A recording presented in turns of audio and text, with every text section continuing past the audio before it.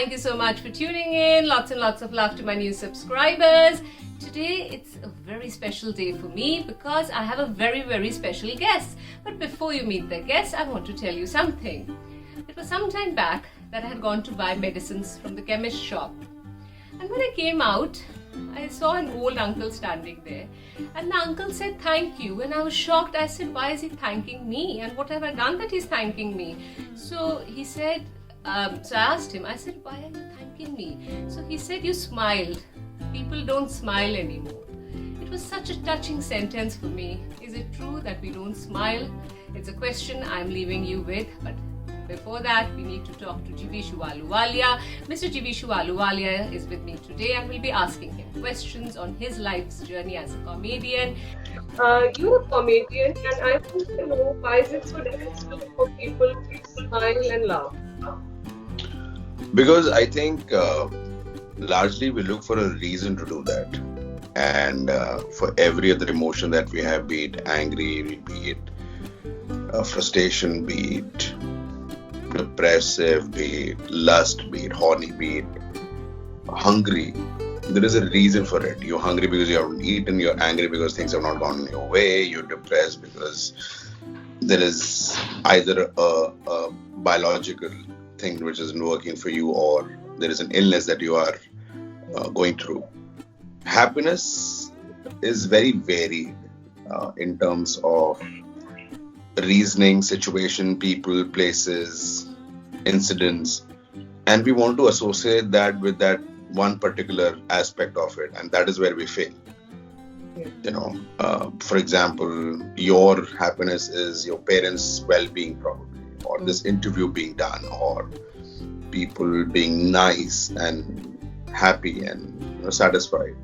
If any one of those things goes out of your control mechanism, you feel bad, and that's why we don't do it. So I think we try to control the happiness because stress, everything is not controlled. You get angry because there are things that you can't control. You get depressed because there are things you can't control. There is frustration because you're helpless because you can't control over things, and you don't have those. And that's why happiness is probably, the more we want to control it, the less happy we are. So my next question is, Just call me Jeeveshu. Jeeveshu. I know I'm pretty old, I know, but it makes me feel even worse. Tell me. I'll call you Jeeveshu. Jeeveshu, my next question is, I've heard people saying she has a good sense of, we say she has a good sense of humor. But we have never said that she has a good sense of tragedy. So, and all tragedy comes from comedy. They generally say that. What is your view on that? I think it's the other way around. I think all comedy comes from tragedy. So tragedy plus time becomes very funny. If you look back, I don't know how old you are, and it is very disrespectful to ask a woman how old is she. But about 10 years ago, if there was an incident that you may not have liked it, I'm sure most of your funny incidents or the funniest part of your life has to begin with something going out of your hand, something going wrong. And that led to a funny way of now you're looking back at it. So tragedy plus time is something which develops to humor. But at the same time, I've always said that everybody's funny to at least 3 more people. The transition is from the drawing room or the bedroom where you're doing this amongst your people to the stage. To people that you don't know. Okay. So Jeeveshu, my third question is, I believe that we can train our minds. And how do you train your mind to always be very happy? You don't. That is one of the myths that people have, that comedians are always very happy. It's like considering doctors always very healthy, lawyers will never get into a legal hassle, cops are always very wary of what they do legal or illegally. It is not. It is a very human trait.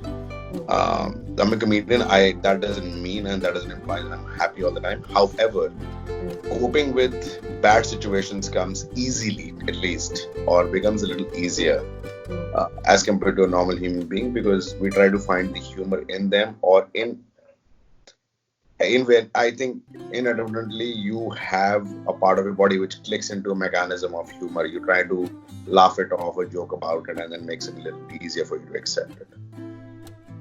And at what point did you decide that you have to be a comedian in your life? I didn't actually, and everybody has asked me this question a million times that when do you figure out? I think everybody now, issue Natalia is that when you become a little successful, I wouldn't call myself extremely successful. Even if you become a little successful in life, people like to listen to success stories. And I've always said success never had story. Success is never a story. Success is a step-by-step process that you hope and pray and you wish that it falls into place every single time you take that step. And if it doesn't fall into place, you try to recorrect and try to course correct your process there. When did I decide to become a comic? I never did actually. I was always the funny guy. Humor was my defense mechanism. In things where I couldn't control, I couldn't be happy, or I couldn't feel nice about. So humor was a defense mechanism that I was holding on to. So I was always funny. When did I become a comic? I think I became a comic very early on in my life. However, I became a professional comic. I think one of my friends, he's a dear friend, his name is Aaron, and now he goes by the name Ariel. Told me that I should try doing stand-up because he had seen stand-up back at his home in US. And that's where I went to one of those open mics where there's this very renowned comic called Amit Tandon.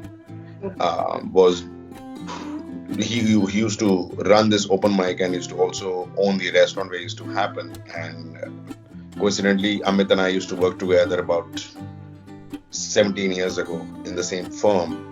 And he saw me there and he looked at me and said, "You should quit your job because this is what you're supposed to do." And I did quit my job and I left everything I had and I moved out. So that was 7th March 2013, I guess. So it's 7 years ago. How do people react when you tell them what your profession is of a stand-up comedian in India? Because still I think people are closed about certain things. What is their reaction?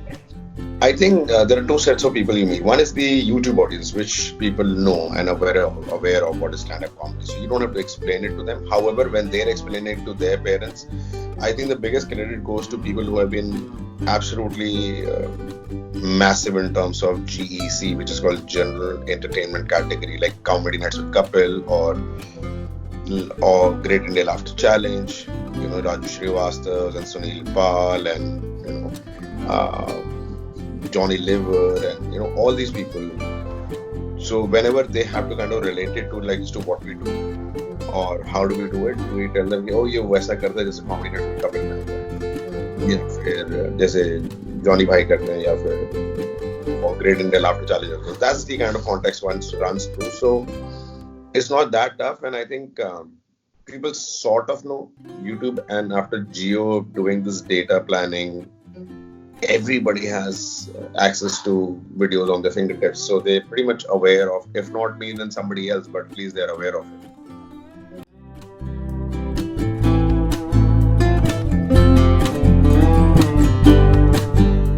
So guys, I was in conversation with Mr. Jeeveshu Ahluwalia. Perhaps you have any questions for him, you can email me on my email address given below. I'll be waiting for your comments. And yes, you do need to tune in every day because I'll be waiting 7:30 p.m.